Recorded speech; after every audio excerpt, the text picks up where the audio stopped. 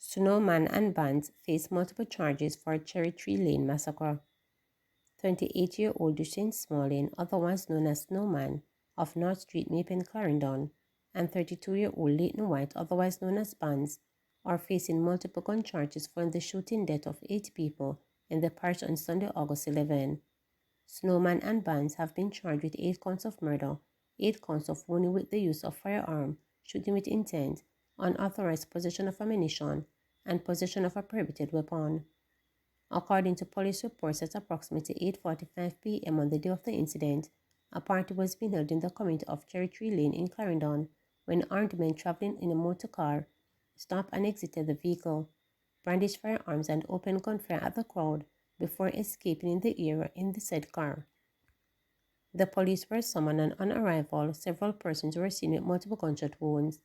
They were taken to hospital where 8 persons were pronounced dead. On Tuesday, August 13, Smalling and White turned themselves into the police with their attorney. They were subsequently charged on Wednesday, August 22nd. After a question and answer session, a court date is being finalized. 5 held in 12 billion cocaine bus remanded until October. The 5 men charged in connection with a 12 billion cocaine bus in Havendale, St. Andrew, were remanded until they appear in the Kingston and St. Andrew Parish Court on Wednesday. They are 57-year-old Clive Roy Davis, 58-year-old Colin Ricketts, 51-year-old George Sterling, 42-year-old Clayton Peart, and 72-year-old Junior Haldane. The 5, all charged with possession of cocaine, dealing in cocaine, and trafficking cocaine, were returned to court on October 9, 2024. The 5 men, who were held during a police raid on August 6, 2004, and charged on Friday. The drug bust was said to be one of the biggest in Jamaica's history. Allegations are that detectives from the Firearms and Narcotics Investigation Division, with support from other units within the Counter-Terrorism and Organized Crime Investigation Division, conducted an operation at a premises in Havendale. During the operation, police detained the 5 and seized several knitted bags believed to contain cocaine. The authorities have since disclosed that the total weight of the substance seized is 2,526.4 kilograms and has an estimated street value of US $75,792,000. All 5 were interviewed in the presence of their lawyer and charged. Minister urges caution amidst frequent earthquakes. Minister of Local Government and Community Development Desmond McKenzie is urging Jamaicans to be extremely cautious and be constantly prepared for natural disasters, especially earthquakes. According to McKenzie, the increased frequency of earthquakes have been felt in Jamaica over the last 10 months is alarming and should be cause for concern. I want the country to be mindful that earthquakes don't set up like rain. There is no early warning system that speaks to earthquakes. Jamaica is one of the top-tier countries when it comes on to disaster. We sit right in that fault line of earthquakes.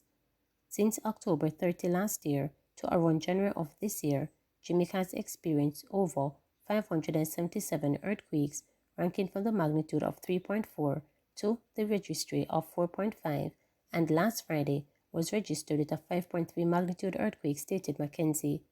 What this is saying to us as a country is that we must focus more attention on what can happen in the twinkling of an eye.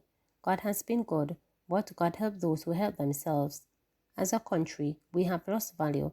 We have lost respect for human lives. We forget what it is to say howdy and thank you, and our value about educating ourselves about natural disasters leave much to be desired, added McKenzie, who heads the ministry tasked with preparing the country for the unforeseen natural events. He issued a plea for Jamaicans not to ignore the signs.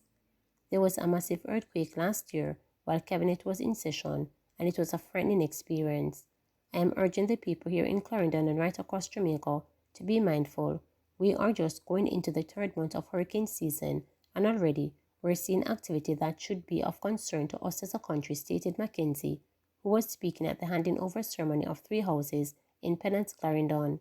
The recipients registered with the Clarendon Poor Relief Department and received a 1-bedroom unit and 2-bedroom units built at a cost of $27 million.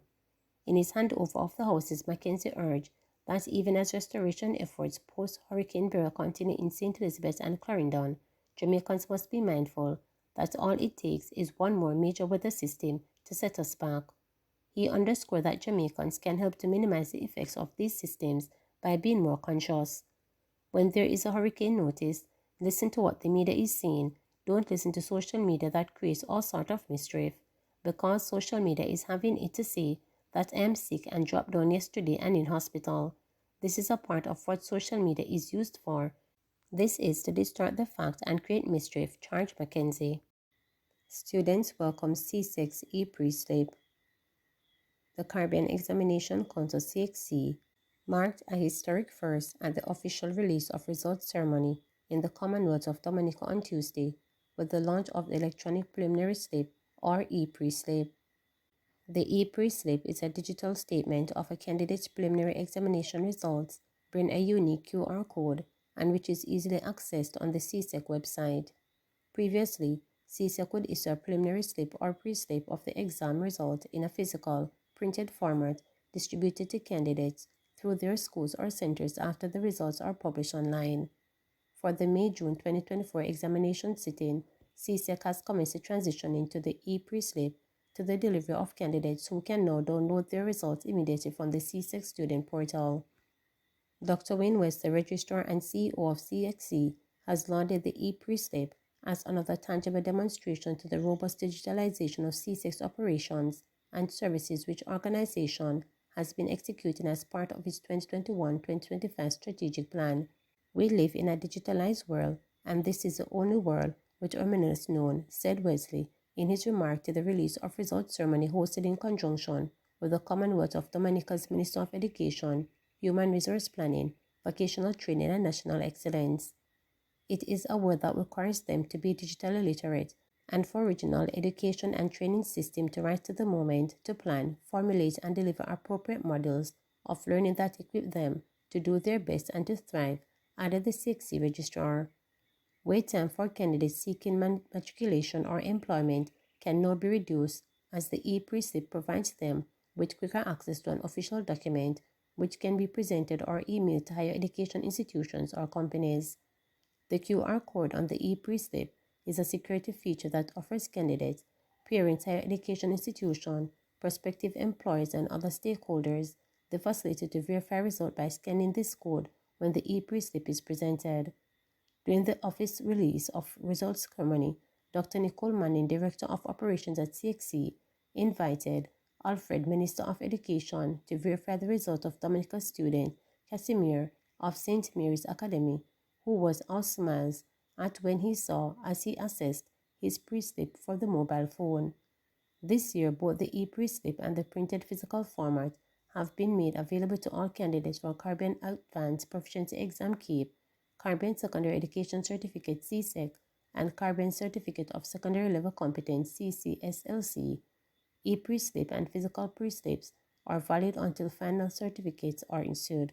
Remember to subscribe, like, share, and click the notification bell for daily updates.